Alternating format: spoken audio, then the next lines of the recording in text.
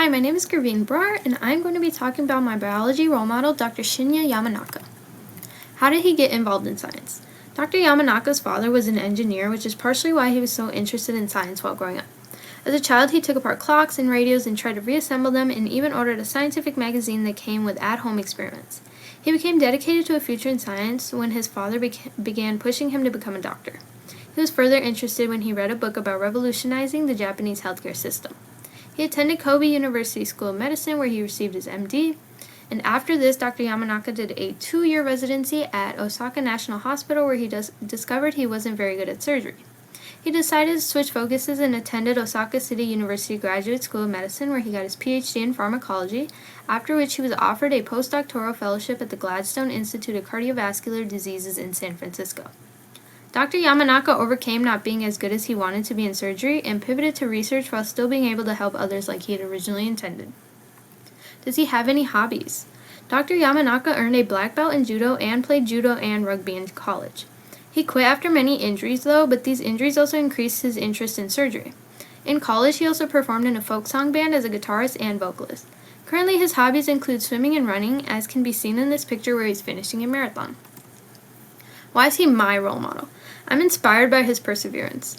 When Dr. Yamanaka realized he wasn't cut out to be a surgeon, he was able to switch careers and succeed in a new field. His ability to persevere in the face of a situation where others might give up is something I truly look up to. When things get hard, just knowing that there are ways to get around them is a thought that keeps me going. I also admire Dr. Yamanaka's courage to dive into the unknown, which is what he did in his stem cell studies. Diving into new things is always daunting for me, but seeing somebody with this quality lessens the feeling. What exactly does Dr. Yamanaka do? He works in the fields of stem cell and molecular biology. His research is mainly focused on pluripotent stem cells and their ability to become other types of cells. Two current focuses he has are discovering a method of creating cells that are similar to pluripotent embryonic stem cells by programming other cell types, and also aiming to identify what types of factors can induce pluripotency in stem cells. A recent study that Dr. Yamanaka was an author on was published in August of 2023. The study is titled Loss of TPJ1 Disrupts Lineage in Human Pluripotent Stem Cells. The main goal of the study was to determine the effects that the presence and absence of TJP1 has on a cell. This is a figure from the same study. Panel A represents a human pluripotent stem cell, or HSPC, and an immunofluorescence image of the proteins that are directly tied to gastrulation, which is the development of an embryo cell into a mature and more complex cell. Panel B is more immunofluorescence images of a colony of HSPC cells, showing a loss of TJP1 as it overlaps with the signaling protein PSMAD1/5. Panel C uses the computer program Cell Profiler to again represent the amounts of both proteins. The graph in panel D shows the relative amounts of TJP1 and PSMAD1/5. As a whole, the figure represents the relationships between both proteins. The main takeaway is that the further from the center of the cell colony, TJP1 amounts decrease while PSMAD1/5 increases, and applying this to the entire study, as TJP1 decreases, other proteins are more likely to increase, therefore leading to a tendency to become primordial germ cell-like cells rather than develop stem cells. Discoveries and what's next.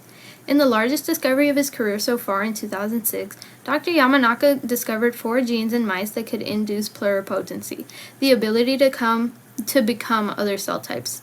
These cells were named Induced Pluripotent Stem Cells, or ISPCs, and since 2006, ISPC knowledge has greatly expanded. In a review essay from August 2024, Dr. Yamanaka, a co-author, discusses future ISPC treatments and the potential to be combined with other cell therapies like CAR T cells to further medical treatments. In conclusion, Dr. Yamanaka is a truly amazing scientist that has paved the way for studies on pluripotent stem cells and their abilities. He has discovered many things about stem cells and has won many awards for his work, including the Nobel Prize in Physiology or Medicine shown on the right. As he continues researching, he aims to expand stem cell knowledge to help many around the world. If any of these topics interest you and you would like to learn more, here are all of the sources. And finally, I would like to thank you all so much for watching.